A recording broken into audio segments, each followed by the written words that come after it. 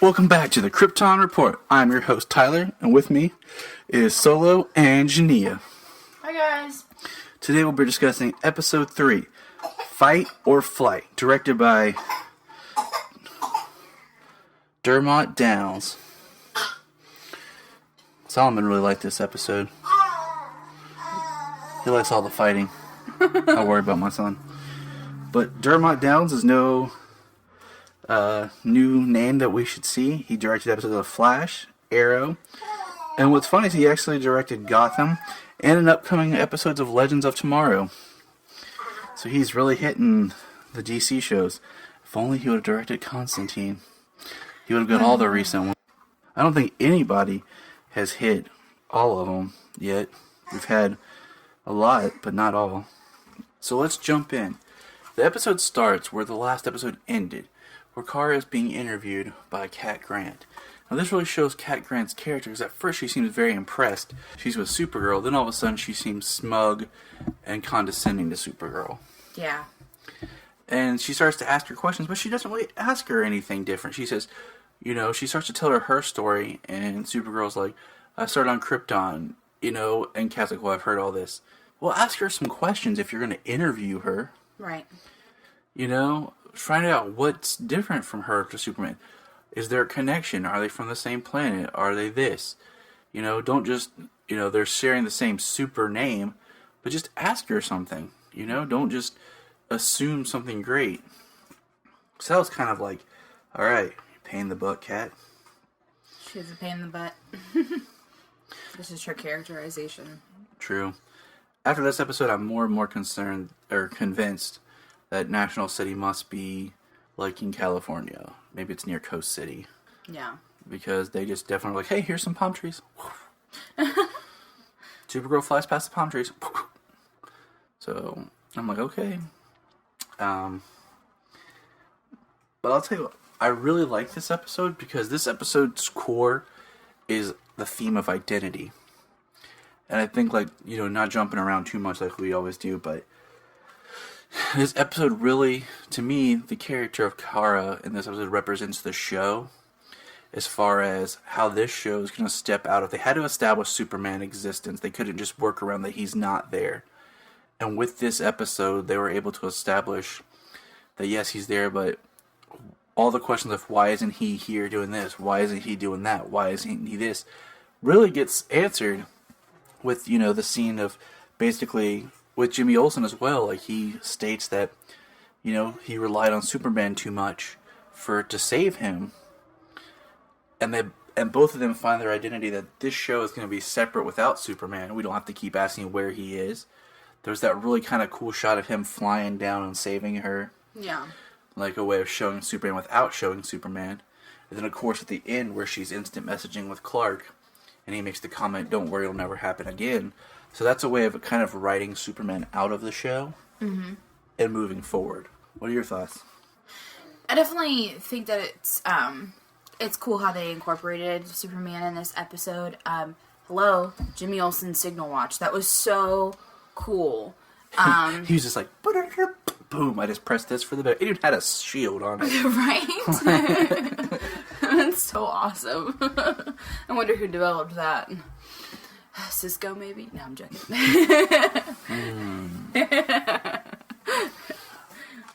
I liked, okay, we're talking about Superman, and we'll wrap up the Superman part. Is that Henshaw actually says, doesn't Superman fight for truth, justice, and the American way? That was really cool because so much of modern Superman comics, movies, everything just drops the American way. And I understand why, but it was just kind of a cool callback that he said that. Definitely. It was weird that throughout this episode, she said, the S doesn't stand for this. And she said, was it safety? And I'm like, it's not an S. You said that last episode. It's not an S. Yeah. I'm like, come on, get it straight. Is it an S? Is it not an S? Makes some sense here. Now, yes, the villain of this episode, Reactron, was kind of lame. Well, the name was, the powers were okay. But I like that it wasn't an alien. Yeah, I loved that it was a human. I loved that it was just a guy who'd been wronged. That's going to really help with the fact that it's not an alien of the week type thing. There's going to be some different villains. There's going to be some different things. And then we got Maxwell Lord big time in this episode. Definitely. And it showed that him and Kat have some sort of a past together.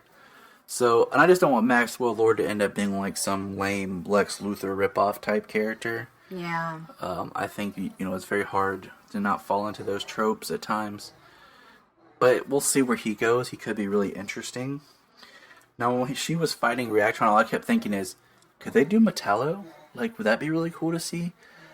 It's a Superman villain, but I'm okay if Supergirl fights Metallo, or Metallo comes to being maybe in Supergirl now that, because we know that Kryptonite's really rare. So, I don't know. I'm open to that.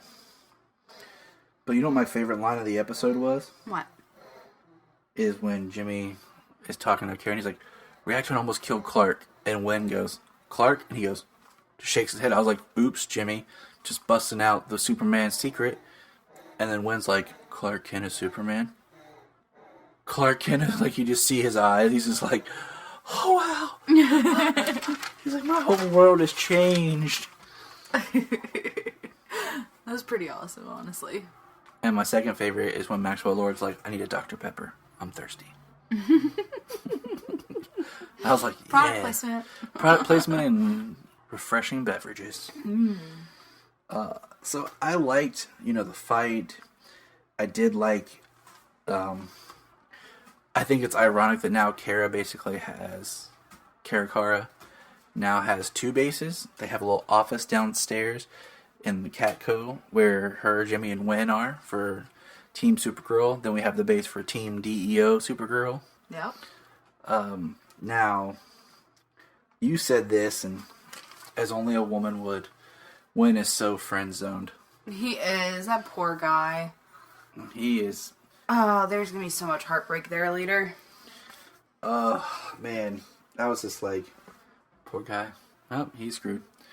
I did think it was interesting just comparing Supergirl as like the millennials hero and the whole conversation about just that generation and just where she takes her cues and everything from. I thought that was cool. This episode, I like the fact, like, it's funny. I like that when she wore a green dress to the ball. Yeah. Instead of being tacky, like, let's put her in blue. Whatever. Ball. It's not a ball, guys. Okay. It's not Cinderella, Tyler. Okay, my bad. I'm sorry. Green dress to the party. Well, I mean, they didn't put her, like, in blue or red or anything. They were like... Or anything cliche. Yeah. They were like, we'll just make it green. Like kryptonite. No, the effects of this show are just awesome. Like, they do such a good job with just the way her landings, her takeoffs, her fights. I love how it really hasn't changed much since the pilot, Remember how I talked about with the pilot being so theatrical? Sorry, Yes. I'll get it out of my mouth one of these days. And how cool it was visually, I'm so glad that they were able to keep that for each and every episode so far. And I agree. I feel that it's keeping up the quality. Sometimes shows the pilot is this cinematic great achievement, and then each episode gets less and less, and we haven't reached a bottled episode yet. Right. Now, two more big points with this episode. One, we see Henshaw with the red eyes again, and he says Agent Danvers. And if you really watch this episode, it's almost like he's got dual personalities. Yeah. Because sometimes he seems really hard, mean, and like when he has the red eyes, he seems like maybe something's going on. And then he comes back and pulls back, and he's really kind of nice and caring. And I'm wondering, is he a cyborg? Is there something going? Is he an alien? I don't doubt he'd be an alien. But, I'm kind of curious more about how they're going to go with who he is. Yeah. And they haven't really, like I said, that was another one for the second episode for him to get the red eyes. It's like, they're just going for it. They're really just moving quickly. They're not really building as much. They are, but it's just really fast. It is. It's very fast. That's one thing about the show that I'm really, really hoping doesn't happen. I really don't want them to do too much at one point, like at one time, and then, halfway through the season or, halfway through the series, you're just kind of like, wow, what's left? There's not a whole lot left to it. There's not a whole lot more that they can do that's going to be interesting and keep people wanting to watch. Exactly. I mean, in the opposite, like where Constantine had some pacing problems where you were just trying to like build up the universe, thicken things up, this one's like throwing so much at us so quickly. I just don't want to see it get burned out quickly because I think it has a really good, longevity and can be done really well. Like, I'm digging it. No, I'm really enjoying what they're doing. But I don't want them to get to the point where they have to start using a lot of Superman stuff, Exactly. And then you're going to lose it. You're going to lose what Supergirl's all about. And especially what they're trying to make her about right now. Exactly. Like I always said, I wondered if they were going to do Superman or make Supergirl kind of the Superman character. Right. Now, the last thing on this episode was we got a new character. At the very end, another kind of callback connective tissue. We had Lucy Lane. Yep. Played by Mrs. Channing Tatum. Mrs. Channing Tatum. That's her name. Yep. She doesn't have a first name. She's a good actress. I'm glad they brought her in. And she's believable as Elaine, in my opinion. And I agree with you. I mean, I watched that Witches of Eastwick with you. Eastwick or East End? East End. The show's East End. Eastwick's the movie. My bad. But I watched that with you, and she did a good job on that. So, and I think it's interesting that, her and Jimmy have a previous love affair, which kind of sadly blocked Kara and her, desire to ask out Jimmy. Yeah. Because it's kind of out there now that Jimmy, she has a crush on. So we have what'd you call this? A love square? A love square, yeah. You have Kara who likes Jimmy who likes Kara and Lucy who likes Jimmy, and then Wen who likes Kara. Just very confusing situations, let's just call that. So who gets the crap end of the stick? Wen. Yeah? No wonder he might become a supervillain one day. Poor guy. So that's it for this episode. There's been no other news. We covered it last week with the casting, and no more anything from Kyrpton, the TV series.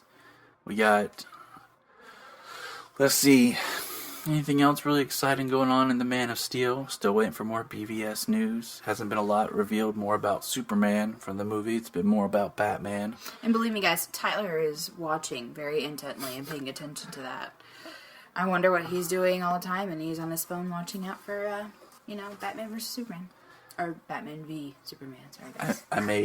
I made Genia go to the movie theater just to watch the trailer. Yes, but you know what? I actually wanted to. Yeah, she did, because she's awesome. But that's it from us here at the Kyrpton Report. We'll get news for you. We're working on our plans for a summer series when Supergirl's off. And we look forward to hearing you. Hit us up on Twitter and on Facebook. See you guys later. Bye.